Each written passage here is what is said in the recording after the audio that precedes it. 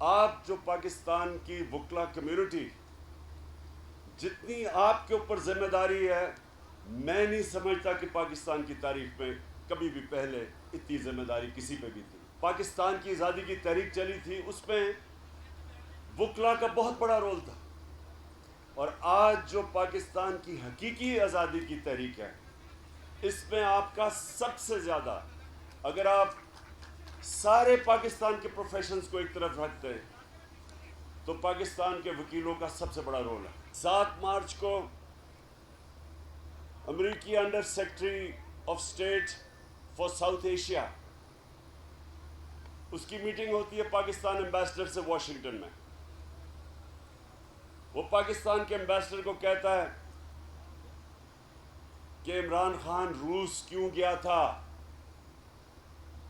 اور یہ صرف اس کا اپنا انیشیٹو تھا، اور امریکہ بڑا ناراض ہے اس کے اوپر، اور پھر کہتا ہے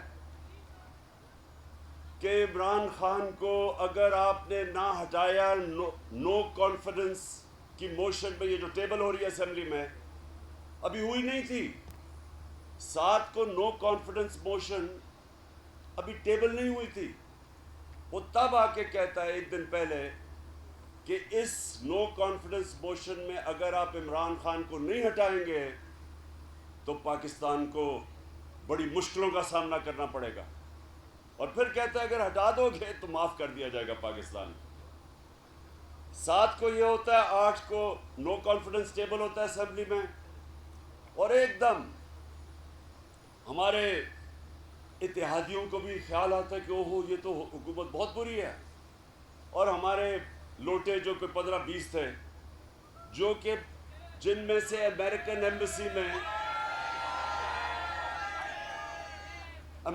ایمبیسی میں سے کئیوں کو بلا بلا کے میٹنگ کر رہی تھی اس سے پہلے، اور امریکن ایمبیسی اپوزیشن لیڈرز کو زیادہ ملنا شروع ہو گئی۔ ہمارے پاس ساری رپورٹ ہے، بلکہ ایک ٹی وی پروگرام میں ارشد شریف نے باقاعدہ ڈیٹس بتائیں جس ڈیٹس کے اوپر یہ لوگ مل رہے تھے امریکن ایمبیسی میں جا کے، جس میں ہمارے جو 3-4 لوٹے تھے جو سب سے پہلے لوٹے ہوئے وہ مل رہے تھے۔ امریکن ایمبیسی کا کیا کام ہے؟ امریکن ایمبیسی کا کام تو فورن پالیسی کے اوپر ڈسکشن کرنا ہے۔ اس کا کیا کام ہے کہ ہمارے لوٹوں کو، یا جو ہمارے بیک بینچرز خوش نہیں تھے ان کو ملنے کا کیا کام ہے؟ پھر ہمارے عاطف خان جو منسٹر تھے پختونخوا میں، ان سے میٹنگ کرتے ہیں اور کہتے ہیں کہ کے پی میں بھی ہو سکتی ہے نو کانفیڈنس محمود خان کے خلاف۔ تو یہ امریکن ایمبیسی کا تو کام نہیں ہے۔ کسی کیا سوچ سکتے ہیں کہ ہماری ایمبیسی جا کے اپوزیشن کے ان کے ممبرز کو ملے اور یہ باتیں کرے؟ اگر زیادہ سے ملے گی تو فورن پالیسی پہ بات کرے گی۔ اس کے بعد یہ اتحادی ہمارے سے علیحدہ ہوتے ہیں، اور پھر یہ جناب ہمارے سندھ ہاؤس کے اندر منڈی لگتی ہے، اور سب کے سامنے 20-20 کروڑ کی قیمت آفر ہو رہی ہوتی۔ کتنے ہمارے ایم این ایس کو انہوں نے پیسے آفر کیے، اور اس کے بعد گورنمنٹ گر جاتی ہے۔ میرا سب سے پہلا سوال یہ کہ ہمارے 2 سال جو پہلے تھے وہ سب سے مشکل تھے۔ ہم جب آئے گورنمنٹ کا دیوالیہ نکلا ہوا تھا، ہمیں سارے باہر اگر میری نہ مدد کرتے ہمارے دوست ملک یو اے ای، سعودی عربیہ اور چائنا، تو ہمارے پاس تو پیسے نہیں تھے، ہم ڈیفالٹ کر گئے تھے۔ تو بڑی مشکلوں سے پہلا سال گزارا۔ اس کے بعد دوسرے سال میں کرونا آ گیا، کووڈ-19، وہ بڑا مشکل ہمارا سال کہ لوگ دنیا کہے لاک ڈاؤن کرو، ہم کہیں لاک ڈاؤن کریں گے ہمارے لوگ بھوکے مر جائیں گے۔ بڑی ایک وہ ملک تھا جس نے سارا پریشر برداشت کر کے کمپلیٹ لاک ڈاؤن نہیں کیا، اور دنیا مثال دینا شروع ہوگی اس کے بعد 2-1.5-2 سال کے بعد کہ پاکستان نے جس طرح کرونا وائرس کو ہینڈل کیا ہے یہ دنیا کے لیے مثال ہے۔ 5 ٹاپ ملک تھے جن میں ایک پاکستان تھا 190 ملکوں میں، جس نے سب سے بہترین طریقے سے اس کو ہینڈل کیا، اپنے لوگوں کو بھی بچا لیا، غریبوں کو بھی بچا لیا، اپنی اکانومی کو بھی بچا لیا۔ تو 2 سال بڑے مشکل تھے، تو انہوں نے لوٹا ہونا تھا تو 2 سال پہلے ہو جاتے، تب ہوتے۔ اتحادیوں نے جانا تھا تو جب لوگ مشکل میں تھے تب جاتے. یہ کب گئے ہیں؟ اکنامک سروے آف پاکستان کے مطابق جو ہمارے 2 سال تھے، پچھلے 2 سال، اس کے اندر پاکستان کی جو گروتھ ریٹ تھی وہ پہلے تیسرے سال میں 5.6% اور اس سال 6%. اس کا مطلب کہ 30 سالوں میں یہ سب سے بہترین ہماری ملک کی معاشی پرفارمنس تھی. ہر چیز بڑھ رہی تھی. انڈسٹری جو لارج سکیل مینوفیکچرنگ میں گروتھ تھی وہ ایوب خان کے بعد تو سب سے زیادہ انڈسٹری یہ اوپر جا رہی تھی. ریکارڈ ایکسپورٹس تھی، record tax collection, overseas Pakistanis نے ریکارڈ ریمیٹنسز بھیجی، سب سے زیادہ ڈالرز پاکستان میں آ رہے تھے. اور ہماری جو زراعت ہے جس کے اوپر 60% پاکستان ڈپینڈ کرتا ہے، سب سے زیادہ پیسہ ہمارے کسانوں کے پاس پچھلے 2 سالوں میں گیا. ہماری 2 سالوں میں، ایک سال میں 4 بمپر کراپس، پھر دوسرے سال میں 4 بمپر کراپس. جو ایگریکلچر گروتھ ریٹ تھی وہ 4.5% تھی. تو جب یہ ملک ایک صحیح راستے پہ جا رہا تھا تو میرا سوال یہ ہے کہ کیا وجہ تھی کہ ایک دم یہ سارے نے کہا جی بڑا یہ تو پارٹی بڑی گورنمنٹ کی پرفارمنس نہیں اچھی اور یہ ہمارے چھوڑ گئے. یہ تھی سازش. اور میں آپ کو دوسری بات بتاؤں، اگر میں اس کے اوپر اور پاکستانی قوم سٹینڈ نہیں لے گی آج، اگر آپ پاکستانی قوم اگر آپ سٹینڈ نہیں لیں گے، کوئی پاکستان کا prime minister independent foreign policy نہیں چلا سکے گا. ڈرے گا کہ آگے سے دھمکی آئے گی امریکہ سے تو وہ ایسے جھک جائے گا. ہم نے، میری وکلا کمیونٹی آپ اوپینین میکر ہیں، ہم نے جب دھمکی ملی امریکہ سے، جو جنرل مشرف اپنی کتاب میں لکھتے ہیں کہ وہ رچرڈ آرمیٹیج کی جب ٹیلی فون پہ آیا کہ وی ول بومب یو انٹو اسٹوریج، اگر ہم ان کے ساتھ شرکت نہیں کرتے ان کی جنگ میں، ہماری جنگ ہی نہیں تھی. ایک دھمکی کے اوپر ہم نے گھٹنے ٹیک دیے، ان کی جنگ میں شامل ہوئے. 80,000 پاکستانی مارا گیا، 400 ڈرون اٹیک ہوئے پاکستان پہ. دنیا کی تاریخ میں یہ کوئی مثال ہی نہیں ملتی کہ آپ کا ایلائی جس کے لیے آپ جنگ لڑ رہے ہیں وہ آپ پہ ہی بمباری کر رہا ہے. 400 ڈرون اٹیکس ہوئے، کتنے بے قصور لوگ مارے گئے. کون سے حکمران نے کھڑے ہو کے کہا کہ یہ سارے ہیومینیٹیرین لاز کی خلاف ورزی ہے؟ کوئی دنیا کا قانون آپ کو اجازت نہیں دیتا ٹو بی جج، جوری اینڈ ایکسیکیوشنر. آپ فیصلہ کر رہے ہیں 8,000 میل دور سے، کمپیوٹر گیمز کھیل رہے ہیں کہ اچھا جی یہ دہشت گرد ہے، بٹن دبایا وہ سارا نیچے. کون نیچے مرا کسی کو نہیں پتا. چھوٹے چھوٹے گوشت کے ٹکڑے لوگوں کے ملتے تھے. کون سا ملک اجازت دیتا ہے؟ یہ ہے غلامی.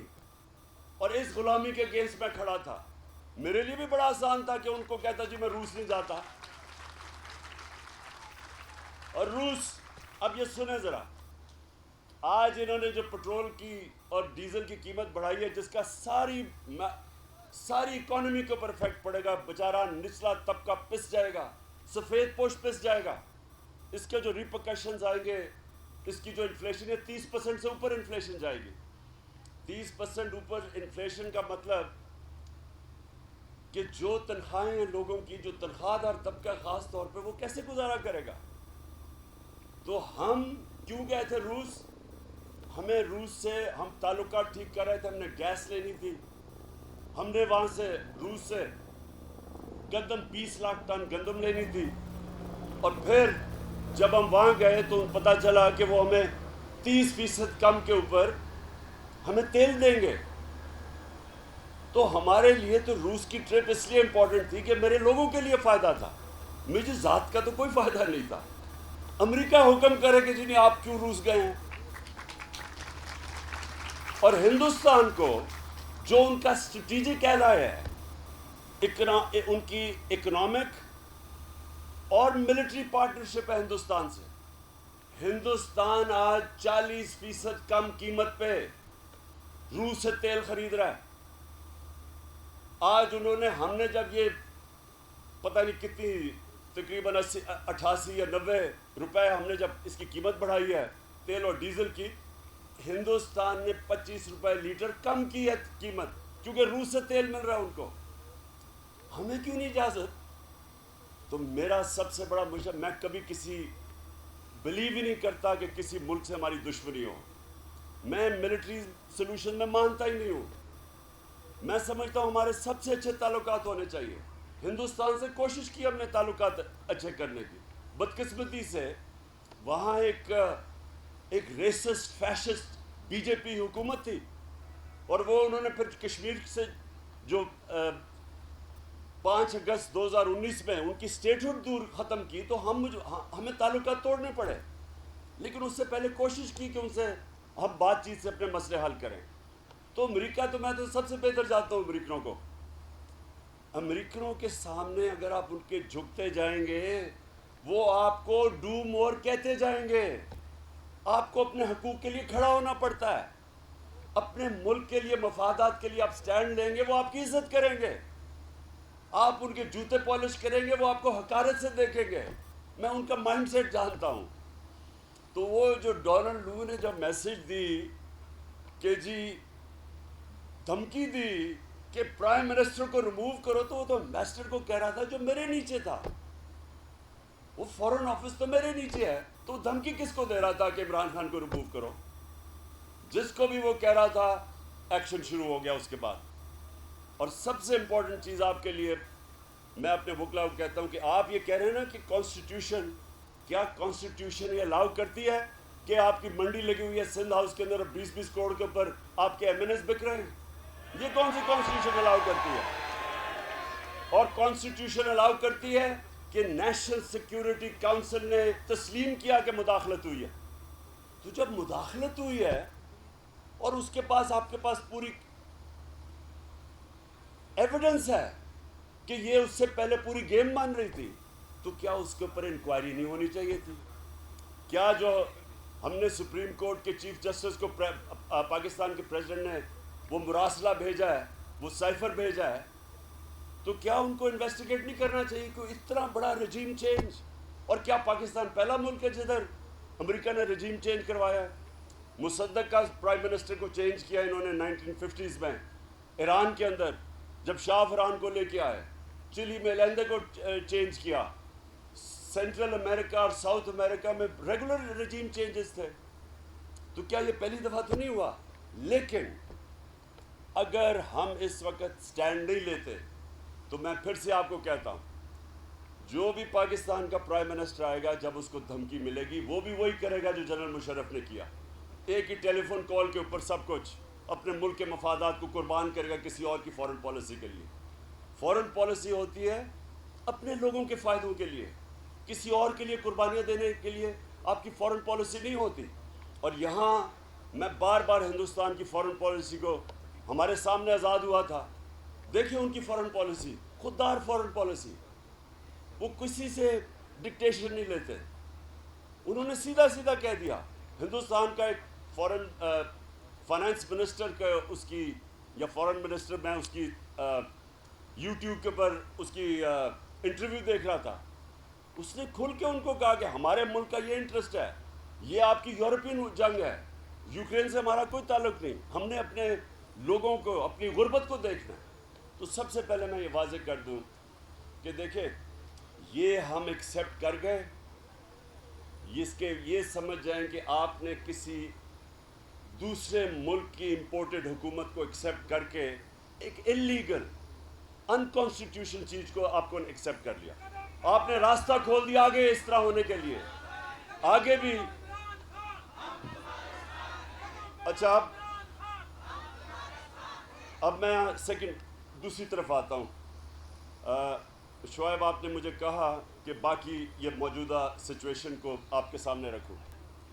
دیکھیں ہوا کیا ہے، ہم جب یہ ہماری جو 6% گروتھ تھی اور سارے اکنامک انڈیکیٹرز ٹھیک طرف تھے، انڈسٹری بھی اوپر، ایگریکلچر بھی اوپر جا رہا تھا، اور ایکسپورٹس بڑی دیر کے بعد ایکسپورٹس اوپر جا رہی تھی، باہر سے پیسہ بھی آ رہا تھا، تو مجھے جب پتہ چلا کہ یہ سازش ہو رہی ہے تو میں نے جو لوگ یہ روک سکتے تھے سازش نیوٹرلز، میں نے ان کو سمجھایا، میں نے ان کو اپنے ملک کے لیے سمجھایا کہ اس وقت جدھر پاکستان کھڑا ہے اور ایک انٹرنیشنلی کموڈٹی سپر سائیکل آیا ہوا ہے، سپر سائیکل کے اندر انرجی کاسٹ وہ دنیا میں اوپر جا رہے ہیں، گیس اوپر جا رہی ہے، کوئلہ اوپر جا رہا ہے، تیل اوپر جا رہا ہے، تو یہ بڑا ہمارے فورن ایکسچینج کے اوپر، ہمارے روپے کے اوپر پریشر پڑ سکتا ہے.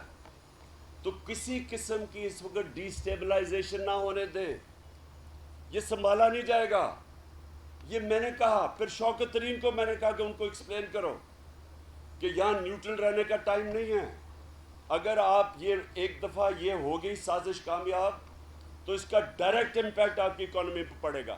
ہم نے بتایا پہلے، یہ نہیں کہ یہ ایسے ہو گیا، کیونکہ جیسے ہی کانفیڈنس مارکیٹ کا جاتا ہے اور وہ پھر ایک گورنمنٹ چلے، اگر تو بڑی تیاری کر کے کوئی گورنمنٹ آئی ہوتی، اس میں کوئی بڑے جینیسز بیٹھے ہوتے، اکانومسٹ بیٹھے ہوتے، تو وہ پھر بھی شاید کچھ آ کے کوئی روڈ میپ دے دیتے، آتے ساتھ ہی روڈ میپ دیتے کہ جی یہ ہم چیزیں کریں گے، تاکہ مارکیٹ کوئی ریلیکس کر دیتی کہ ہاں ان کے پاس کوئی پلان ہے. یہ آئے، ان کو نہ کوئی اندازہ کیا کرنا ہے، کوئی اس طرح کی احمقانہ سٹیٹمنٹس دینے شروع ہو گئے. وہ مارکیٹ اور ڈر گئی، روپیہ گرنا شروع ہو گیا، سٹاک مارکیٹ گرنی شروع ہو گئی، کیونکہ مارکیٹ میں خوف آنا شروع ہو گیا کہ ان کو تو پتہ ہی نہیں ہے، ان کے پاس تو روڈ میپ ہی نہیں ہے. پھر بجائے کانسنٹریٹ کریں اکانومی کے اوپر، ان کا صرف ایک انٹرسٹ تھا کہ NRO2 لے لو.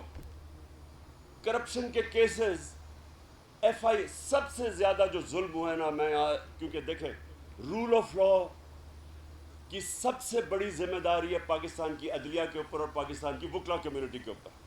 اب یہ جو رول آف لا کی دھجیاں اڑی ہیں، یہ آپ کی آنکھوں کے سامنے آپ کے رول آف لا کی قبر کھود کے اس کے اوپر رولر پھیرا جا رہا ہے. یہ مجھے سمجھائیں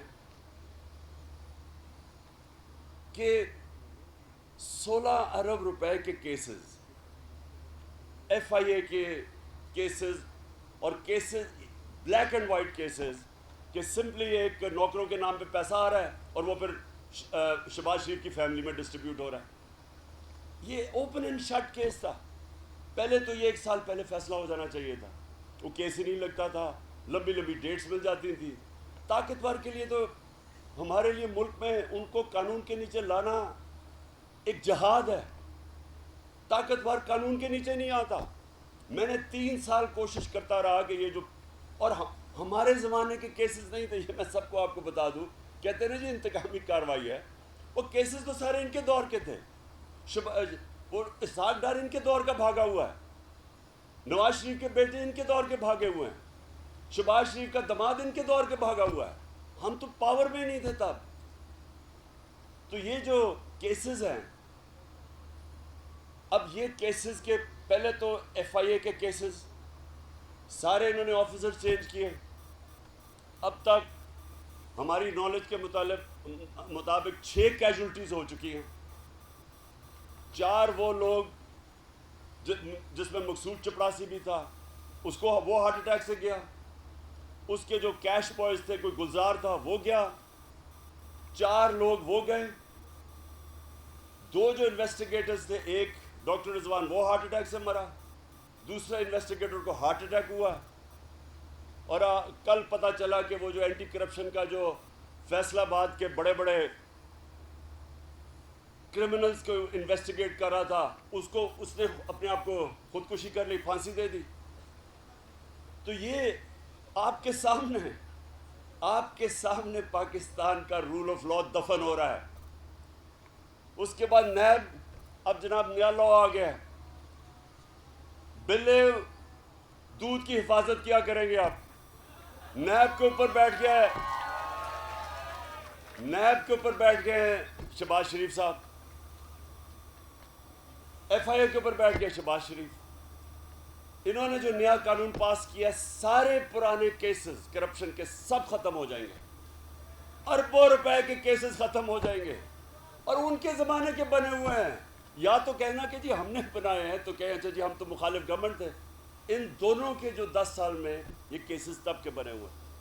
تو یہ سوچ لیں کہ نیب ختم, سارے پرانے کیسز ختم. پارلیمنٹ کا یہ حال ہے اب اسمبلی کا کہ جب راجہ ریاض اپوزیشن لیڈر بن جاتا ہے جو کہتا ہے میں نون لیگ کے ٹکٹ پہ اگلا الیکشن لڑوں گا, اس کا مطلب پارلیمنٹ ختم, اس کا مطلب اپوزیشن زیرو. جو تماشا ہو رہا ہے اس وقت پنجاب کی اسمبلی میں, یہ بھی ایک پاکستان کی ایک نئی تاریخ بن رہی ہے, تماشا بنا ہوا ہے وہاں. اچھا اب الیکشن کمیشن لا یہ کہتا ہے, بڑا واضح لا, کہ جب آپ کے ممبرز ریزروڈ سیٹس پر ڈسکوالیفائی ہوں گے ان کی آٹومیٹک ریپلیسمنٹ آ جائے گی. یہ قانون ہے. وہ الیکشن کمیشن نے ایک اور طریقہ نکال لیا ہے کہ ان کو بچا لیا ہے. ان کو کہہ نہیں جی جب بائی الیکشن ہوں گے رزلٹ آئے گا پھر یہ ریپلیس کیے جائیں گے تاکہ وہ میجورٹی رہ جائے نون لیگ کی. اور یہ بائی الیکشن میں, اور میں آج آپ کو کہہ رہا ہوں کہ بائی الیکشن میں جو دھاندلی کا پلان بنا ہوا ہے اور جو ہونے والا ہے, یہ پورا ہمارے الیکٹرل پروسیس کو اب ڈسکریڈٹ کرنے والا ہے. سو ساری جو ادارے ہیں جنہوں نے ڈیموکریسی کو پروٹیکٹ کرنا ہے, رول آف لا کو, وہ سب خطرے میں اب ہیں. تو اس سے بھی اوپر کہ دیکھیں مجھے وہ برٹش جو پارلیمنٹ میں ہوا ابھی, مجھے کال آئی, انٹرویو مجھے کسی نے کیا, تو انہوں نے پوچھا کہ آپ کا کیا خیال ہے یہ جو بورس جانسن کے اوپر فائن ہوئے اور اس کے اوپر نو کانفیڈنس کی موشن ہوئی ہے پارلیمنٹ میں. آپ سوچیں کہ انہوں نے کرونا کے دوران تھوڑے سے جو ڈاؤننگ اسٹریٹ کے اندر جو سٹاف تھا انہوں نے باہر کام ختم کرنے کے بعد انہوں نے ایک ڈرنکس پارٹی کر لی. ڈرنکس پارٹی کیا, گیٹ ٹوگیدر کر لی. اب سوچیں کہ وہاں کی اخلاقیات اور ہماری اخلاقیات میں ذرا فرق آپ سنیں. اور میں اس لیے اس چیز کے اوپر آتا ہوں کہ جو مدینہ کی ریاست میں جو سب سے امپورٹنٹ چیز تھی, دو چیزیں تھیں جو بیس بنی تھی مدینہ کی ریاست. رول آف لا یعنی عدل اور انصاف. جب انہوں نے کہا کہ میری بیٹی بھی اگر جرم کرے گی سزا ملے گی, تو کوئی قانون کے اوپر نہیں. اور دوسرا امر بالمعروف, کہ قوم کو حق اور سچ اور اچھائی کے ساتھ کھڑا ہونا.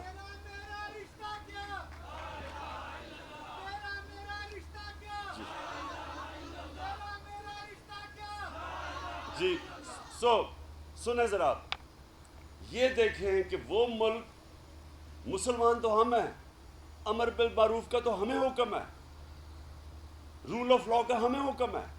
اب وہاں دیکھیں کہ ادھر صرف اور صرف انہوں نے کہا کہ اس نے پرائم منسٹر نے جو قانون لوگوں کے لیے تھے اپنے آپ کو اس سے اوپر رکھا, اس کے لیے نو کانفیڈنس.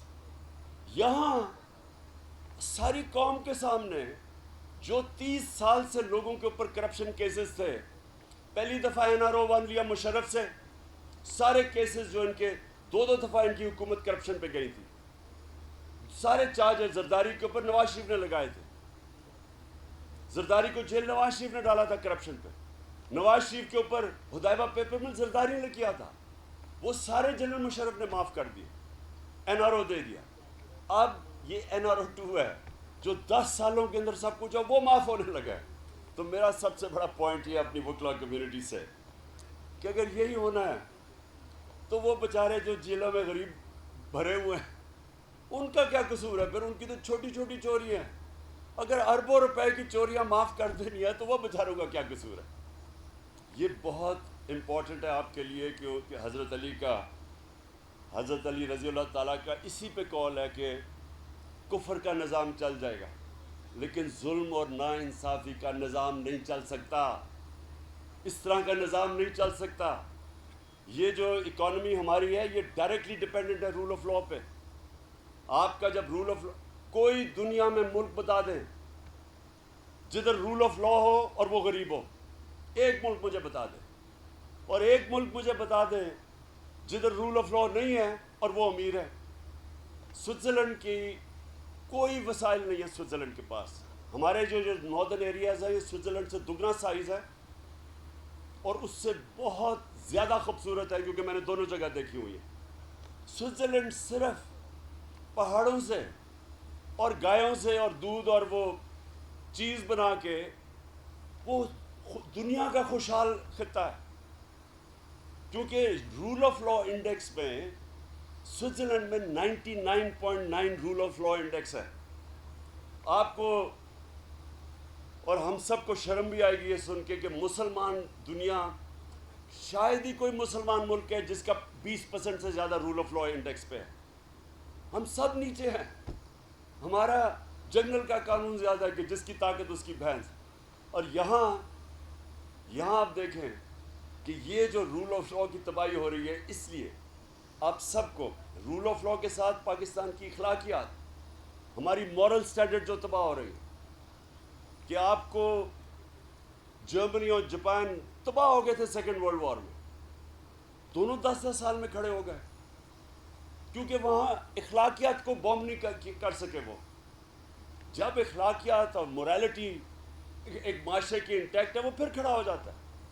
لیکن لیبنان، میں مثال لیبنان کی دیتا ہوں کہ میں آج سے کوئی 40 سال پہلے اس دبئی کو کوئی نہیں جانتا تھا، سارے بیروت جایا کرتے تھے.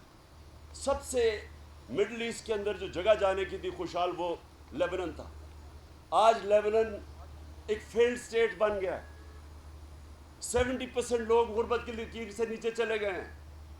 ایک وجہ ہے کرپشن، اور کرپشن ہے سمٹمز رول آف لا نہ ہونے کے. وہاں بھی طاقتور پیسے بنا رہے ہیں، ادھر بھی طاقتور قانون کے اوپر ہے. ادھر بھی صرف غریب لوگ جیلوں میں، غریب چور جیلوں میں جاتے ہیں. تو یہ جو نبی صلی اللہ علیہ وسلم نے جو سب سے زیادہ، میں کوٹ کرتا ہوں ان کی حدیث، کہ جو قوم طاقتور ڈاکوں کو نہیں پکڑتی اور صرف کمزور ڈاکوں کو پکڑتی ہے وہ تباہ ہو جاتی ہے. بیسکلی جدھر رول آف لا نہیں ہے وہ تباہ ہو جاتی ہے.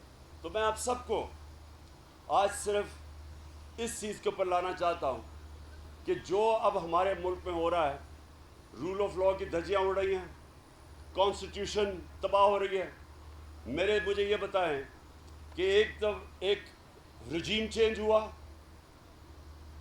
لوٹے بنے، ملک کے بڑے بڑے کرمنلز کو اوپر لا کے بٹھا دیا.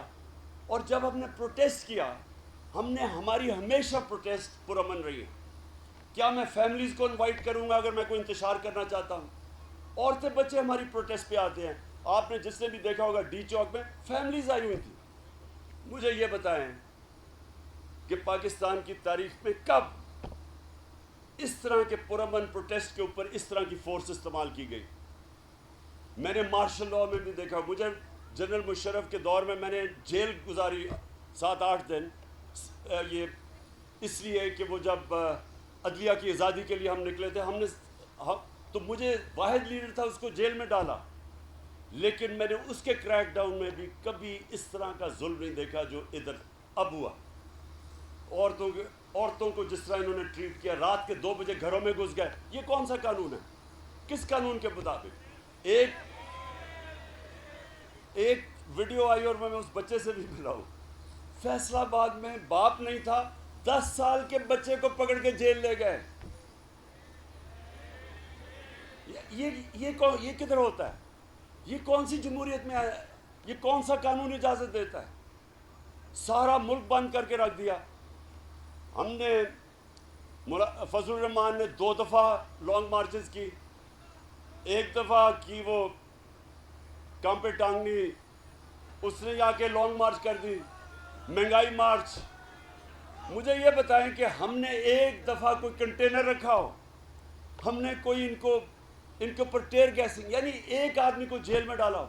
ہمارے انہوں نے کتنے ہزار لوگوں کو جیلوں میں ڈال دیا.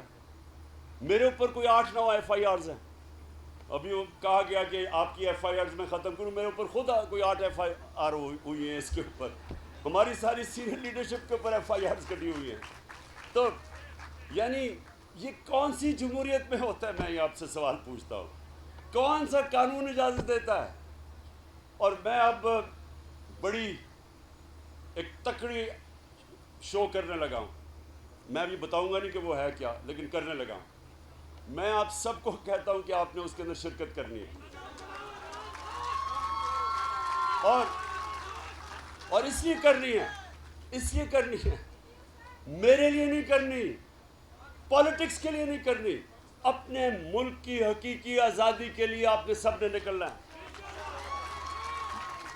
یہ جو کہہ رہے ہیں کہ ہم بڑے مشکل فیصلے کر رہے ہیں, یہ وہ جو پہلے تو شکر ہے کہ کہتے تھے نا جی شہباز شریف پنجاب سپیڈ, اور وہ پتہ نہیں کدھر ہے, صبح 7 بجے آفس پہنچ جاتا ہے اور پتہ نہیں وہ کیا کیا کر دیتا ہے. ہم سارے انتظار کرتے رہے کہ شاید واقعی کچھ کرے گا. پتہ چلا یہ سب کچھ, یہ ساری ڈیولپمنٹ صرف اشتہاروں میں ہی ہوتی تھی. 50 ارب روپے کے آپ کے پیسے کے اوپر, اشتہاروں کے اوپر ڈیولپمنٹ ہوگی. اب ذرا بتائیں نا کیا ہے جو پاکستان ادھر اس وقت تیزی سے جا رہا ہے جس طرف, مجھے خوف ہے کہ یہ سری لنکا کی طرف جا رہا ہے. جس طرح وہاں معاشی کولیپس ہوا ہے, مجھے خوف ہے ہم اس طرف جا رہے ہیں, کیونکہ ان کے پاس کوئی پلان ہی نہیں ہے. مارکیٹ ان کو ٹرسٹ ہی نہیں کر رہی, باہر کے لوگوں نے ان کو پیسے نہیں دیے. جب باہر کے لوگوں کو بھی پتا چلا کہ یہ تو گورنمنٹ امپوز کی ہوئی ہے, اس کے پاس تو پبلک سپورٹ ہی نہیں ہے, انہوں نے بھی اس کو سپورٹ نہیں کیا. اگر اس وقت یہ حکومت چلتی رہی, مجھے خوف کیا, مجھے خوف یہ ہے کہ یہ پاکستان کو اتنا کمزور کر کے جائیں گے. جب ایک گورنمنٹ کمزور ہو جاتی ہے معاشی طور پہ, تو ہم سب کے سامنے سوویت یونین کی مثال ہے کہ سوویت یونین ملیٹریلی کمزور نہیں تھی, لیکن معاشی طور پہ اتنی کمزور ہوئی کہ وہ ٹوٹ گیا. ہمیں وہاں یہ نہ لے جائیں کہ جب پھر ہمیں بیل آؤٹ کرنے آئیں, وہ پھر جو ہمیں کنڈیشنز لگائیں گے وہ ہماری ساورنٹی, ہماری آزادی کو کمپرومائز کرے گا. اس لیے اس ملک کے لیے ضرورت ہے کہ صرف ایک چیز نکال سکتی ہے اس ملک کو اس دلدل میں جس میں پھنستے جا رہے ہیں. وہ ایک چیز ہے, صاف اور شفاف الیکشنز. یہ واحد چیز ہے. اور میں آج یہاں آپ کے اپنی معزز باشعور وکلا کمیونٹی کے سامنے کھڑے ہو کے یہ کہتا ہوں کہ آپ نے سب نے اس آزادی کی, حقیقی آزادی کی تحریک میں شرکت کرنی ہے. جس طرح ہمارے وکلا نے قائد اعظم کے ساتھ علامہ اقبال جو اس کے نظریاتی ہمارے لیڈر, وہ جو تحریک تھی, وہ اب اس کے بعد اس ملک کو حقیقی آزادی دلوانے کے لیے آپ سب نے نکلنا ہے. میں آخر میں صرف یہ آپ کو کہنا چاہتا ہوں کہ میرے 3.5 سال میں اس نتیجے پہ پہنچا ہوں کہ اللہ نے ہمارے ملک کو بہت کچھ دیا ہے, ہر قسم کی نعمت دی ہے. اور یہ اگر اس تھوڑی دیر یہ ملک اسی طرح چلتا جاتا جس طرح ایکسپورٹس اوپر جا رہی تھی, معیشت اوپر جا رہی تھی, انڈسٹری بڑھ رہی تھی, میں آپ کو یقین دلاتا ہوں کہ یہ ملک اتنی تیزی سے آگے بڑھ سکتا ہے. لیکن یہ کبھی بھی نہیں بڑھ سکتا اگر جس ملک میں رول آف لا کی دھجیاں جو اڑائی جا رہی ہیں, اور وہ کرمنلز جو بجائے ملک کا حالات ٹھیک کریں وہ صرف اپنے آپ کو این آر او دینے کے لیے آئے ہیں, تب ملک کا کوئی مستقبل نہیں. اور اس لیے انشاءاللہ آپ نے انتظار کرنی ہے, میں نے آپ کو کال دوں گا اور آپ نے سب نے میرے ساتھ نکلنا ہے, اور انشاءاللہ قانون کے بیچ میں رہیں گے, پرامن احتجاج ہوگا, لیکن شرکت انشاءاللہ آپ سب نے کرنی ہے. پاکستان زندہ باد.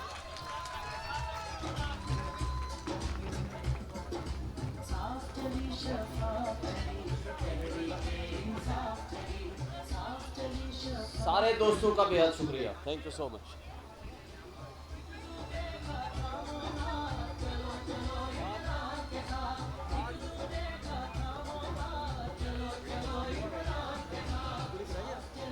آپ تمام معزز ممبران کا ہم دل کی اطاعت گرائیوں سے شکریہ ادا کرتے ہیں.